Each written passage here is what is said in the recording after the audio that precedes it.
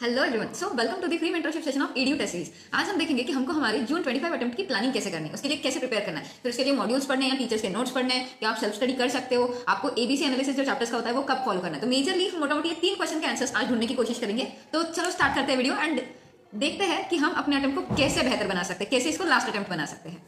Welcome to the free mentorship session of edu test series and now हम देखते हैं आपका CS एग्जीक्यूटिव जून 2025 का अटेम्प्ट की प्लानिंग। हमको कैसे प्लान करना चाहिए, क्या करना चाहिए आपका जून 25 अटेम्प्ट ऑफ CS एग्जीक्यूटिव, जिससे कि लाइक हम अपना स्कोर बढ़ा सके। अल्टीमेटली लाइक अगर हम दोनों ग्रुप साथ में दे रहे तो रैंक ला सके, दोनों ग्रुप साथ में दे रहे तो जो हमारा सेट ऑफ का बेनिफिट है वो हमको मिल सके। इस सब की प्लानिंग अभी हम करते हैं। तो सबसे पहले I just wanted to make sure कि आपको आपके सब्जेक्ट सारे पता है, ठीक है। तो सबसे पहले देखो GIGL आपका एक सब्जेक्ट है। ये सब्जेक्ट की ना एक खास बात है, ये सब्जेक्ट जो है ना आपका वो इंडिपेंडेंट है। इंडिपेंडेंट क्यों है? इसमें हर जो एक्ट है वो नया है, एक एक्ट दूसरे एक्ट पे बेस नहीं है। बट आपके जो 2-3 लॉज है जो मैं अभी आपको बता रही हूँ वो आपको सीक्वेंस में पढ़ना है। सबसे पहले तो सोर्सेस ऑफ लॉ, दूसरा इंटरप्रिटेशन और तीसरा एडमिनिस्ट्रेटिव लॉज। ये दोनों जो है, ये तीनों एक्ट मिलके जो है वो आपके GIGL का बेस बनाते हैं। इसके बाद आप इसमें से कौन सा भी एक्ट कभी भी उठा के पढ़ सकते हो, ठीक है। अब आता है कंपनी लॉ। कंपनी लॉ जो है वो आपका इंडिपेंडेंट सब्जेक्ट नहीं है। इसमें आपका एक चैप्टर आपके दूसरे चैप्टर का बेस बनेगा, दूसरा चैप्टर तीसरे का और तीसरा चौथे का। तो कंपनी लॉ में जब आपकी पढ़ने की स्ट्रैटेजी होगी वो आपको इंस्टीट्यूट के सीक्वेंस के हिसाब से ही चलना पड़ेगा। इसमें आप खुद का कुछ भी दिमाग लगा के नहीं कर सकते। जब आपको रिवीजन करना है लाइक तब आप इंडिविजुअल चैप्टर के बारे में सोच सकते हो, बट जब आप प्रिपेयर कर रहे हो तब तो आपको स्टार्टिंग से ही एंड तक जाना पड़ेगा। अब आता है आपका थर्ड चैप्टर जो कि है setting up of business and industrial and labour laws, जिसमें इसमें भी देखो अब कई सारे जो चैप्टर्स है वो इंडिपेंडेंट है, आप इसको पढ़ सकते हो। और ये कुछ ऐसे चैप्टर्स हैं जो लाइक आपके 11th 12th फाउंडेशन वगैरह ये सब में भी कवर हो गया है। तो आप इस चैप्टर को भी जो है वो इंडिपेंडेंट पढ़ सकते हो। लेबर लॉज भी अपने अपने अलग अलग लेबर लॉज है, तो आप इसको भी इंडिपेंडेंटली पढ़ सकते हो। फिर उसके बाद आता है आपका प्रैक्टिकल सब्जेक्ट। प्रैक्टिकल सब्जेक्ट जब भी आप पढ़ते हो तो आपको एक चीज याद रखनी पड़ती है, learn plus revise plus solve, LRS बोलते हैं इसको। लर्न क्या करना है? फॉर्मूला। मेक श्योर जब आप कोई भी प्रैक्टिकल सब्जेक्ट पढ़ते हो तो आपको फॉर्मूला जो उसका बेस है ना वो आपको याद होना चाहिए। देन उसके बाद आपको फॉर्मूलाज को, उस कंसेप्ट को जिस पे आपको क्वेश्चन सॉल्व करना है उसको बार बार रिवाइज करना चाहिए and then solve. Make sure आप बड़े बड़े क्वेश्चन सॉल्व करो जिसमें आपके मोस्ट ऑफ द कंसेप्ट जो है वो कवर हो जाए। फिर आता है paper number 5, capital market and securities law. अब ये पेपर ऐसा है ना जिसमें कुछ जो है वो इंडिपेंडेंट चैप्टर्स है और कुछ जो है वो एक दूसरे पे डिपेंडेंट भी है। जैसे कि ये बेसिक हो गया, basic of capital market, secondary market, बहुत छोटे छोटे पैरे से चैप्टर्स है। फिर आपका सिक्योरिटीज कॉन्ट्रैक्ट, फिर सेबी एक्ट हो गया, फिर आपका जो डिपॉजिटरीज एक्ट है वो हो गया, फिर सिक्योरिटीज मार्केट इंटरमीडियरीज हो गया। ये जो है वो बहुत थेरोटिकल चैप्टर्स है और इसमें आपको ना कंसेप्ट रिटेन करने हैं। रिटेन मतलब कुछ चीज को समझ लिया और बस उसको याद रख लिया, ये रिटेन होता है। और रिमेंबर करने वाले कौन से हैं? अब आपके इसमें बहुत सारे कोड आते हैं, जैसे ICDR हो गया, LODR हो गया, टेक ओवर कोड हो गया, स्वेट इक्विटी हो गया, राइट इश्यू हो गया। तो इसमें बहुत सारे चीजें होती है, जैसे कि लिमिट्स हो गई, टाइम लिमिट हो गई, परसेंटेज वाली लिमिट हो गई, अमाउंट वाली लिमिट हो गई। तो ये सारी आपको याद रखनी पड़ती है। तो इसमें आप 2 डिवीजन कर सकते हो, एक थेरी चैप्टर्स का और एक कंसेप्ट वाले चैप्टर्स। लाइक एक थेरी चैप्टर्स का, दूसरे जो आपके कोड्स है ना जिसमें आपको बहुत सारा याद रखना है उसका। तो आप ऐसे 2 हिस्सों में डिवाइड करके इस सब्जेक्ट को अप्रोच कर सकते हो। फिर आता है आपका EBCL जो कि ओल्ड सिलेबस में था, न्यू सिलेबस में आने के बाद वो ECIPL हो गया है, जिसमें आपके इंटेलेक्चुअल प्रॉपर्टी लॉस जो है वो एक काफी अच्छा वेटेज रखते हैं। तो मेक श्योर आप जो है पहले IPR पे ध्यान दे दो, IPR वाला पार्ट खत्म कर लो, मतलब आपके 30-40 नंबर जो है वो कंफर्म हो जाएंगे। फिर उसके बाद आप आना फॉरेन लॉज पे, और उसके बाद जो रिमेनिंग आपके कंपटीशन एक्ट हो गया, कॉम्पिटेटिव लॉज हो गया, फिर आपका कंज्यूमर प्रोटेक्शन, लीगल मेट्रोलॉजी, ऐसे जो एक्ट है आप उस पर शिफ्ट हो सकते हो। ये सब्जेक्ट भी इंडिपेंडेंट है अपार्ट फ्रॉम फेमा। फेमा के लिए एक बेस बनाना पड़ता है जो कि आपको इंस्टीट्यूट के हिसाब से जाना पड़ेगा। आईपीआर में भी अगर आप स्टार्टिंग से जो सीक्वेंस दिया है उसमें पढ़ोगे तब आपके अच्छे नंबर्स आ सकते हैं, क्योंकि थोड़े से कंसेप्ट जो है वो सिमिलर ही है आईपीआर में। तो आपको ऐसे करना चाहिए, फेमा को एक साइड करो, आईपीआर को एक साइड करो, और बाकी बिजनेस लॉस जो है उनको, कमर्शियल लॉस जो है उनको एक साइड करो। तो 3 पार्ट्स में इसको पढ़ा जा सकता है। अब आते हैं टैक्स। टैक्स जो है वो सीएस के बच्चों को सबसे टफ सब्जेक्ट लगता है, सबसे ज्यादा डर बच्चों को इसी में लगता है। तो what we can do, tax को डीटी, आईडीटी एंड कस्टम, ये 3 सेक्शंस में ऑलरेडी इंस्टीट्यूट ने डिवाइड किया है। अब डीटी में क्या है, आपकी इंपॉर्टेंट 5 हेड्स हैं जो कि आपको करने ही करने हैं फर्स्ट डे से। इसका कैसे करना है, आपको प्रोविजंस याद करने हैं और क्वेश्चन सॉल्व करके देखना है। प्रोविजंस याद करो, प्रोविजंस को अप्लाई करके देखो। कब अप्लाई करके देखोगे, जब क्वेश्चन सॉल्व करोगे। So this is the approach to target tax. IDT जो है इसमें आपका जीएसटी कवर होता है। जीएसटी बहुत ज्यादा इजी है, बहुत ज्यादा इजी है। अगर आप लाइक रिवीजन लेक्चर्स भी जीएसटी के देखो ना, तब भी आपको ना कुछ कुछ चीजें समझ आने लगेगी। वैसे तो फुल लेक्चर्स देखने चाहिए, रिवीजन लेक्चर से कुछ होता नहीं।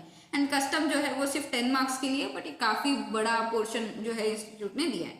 सो बेसिकली ये जो है वो आपका सिलेबस है। अब सिलेबस को छोड़ के हम कुछ अदर डिस्कशन करते हैं। लाइक हमारे पास 2 स्टूडेंट है, Lakshmi and 1 more student. So basically अब आपके डाउट्स लेते हैं हम, ठीक है। सो बताइए आपके क्या क्या डाउट्स हैं।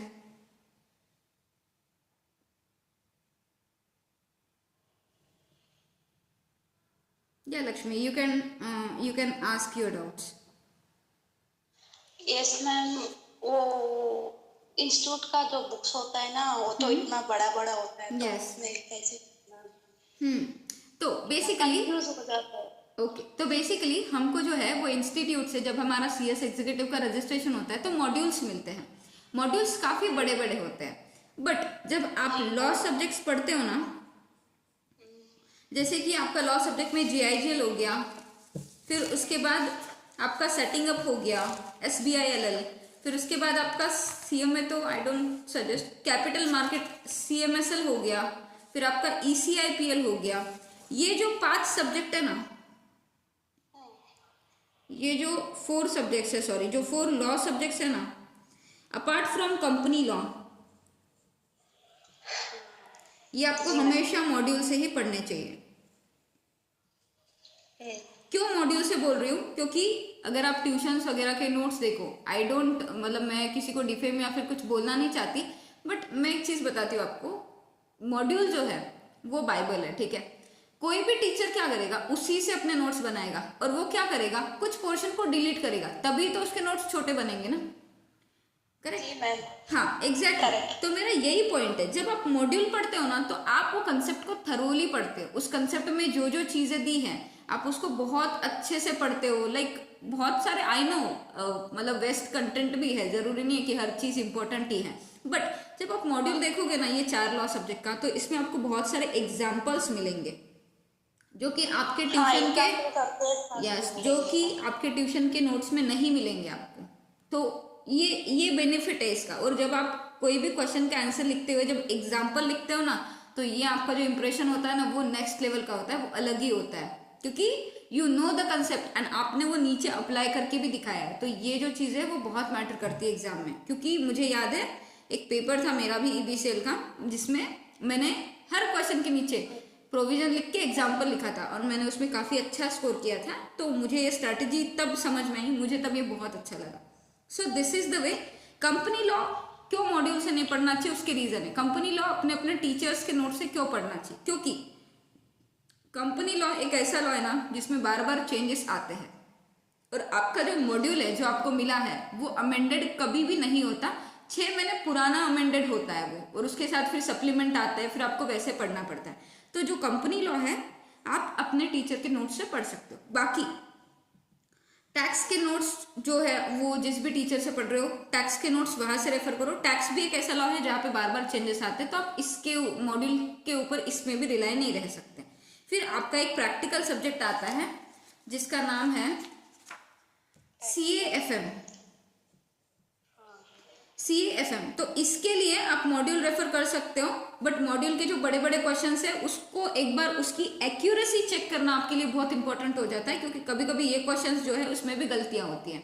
तो मेक श्योर आप टैक्समैन वगैरह रेफर करो।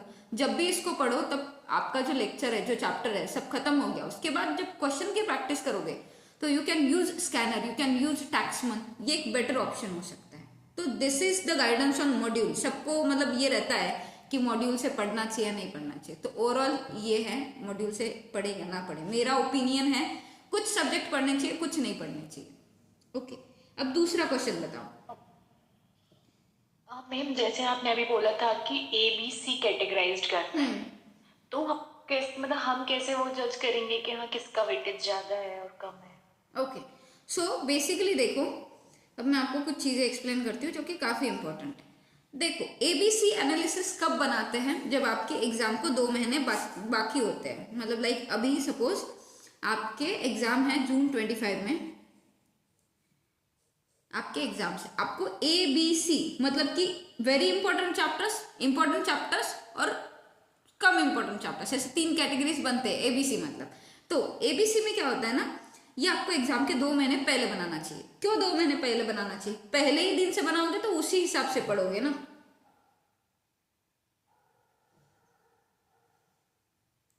पहले ही दिन से बनाओगे तो उसी हिसाब से पढ़ोगे, जो कि गलत है।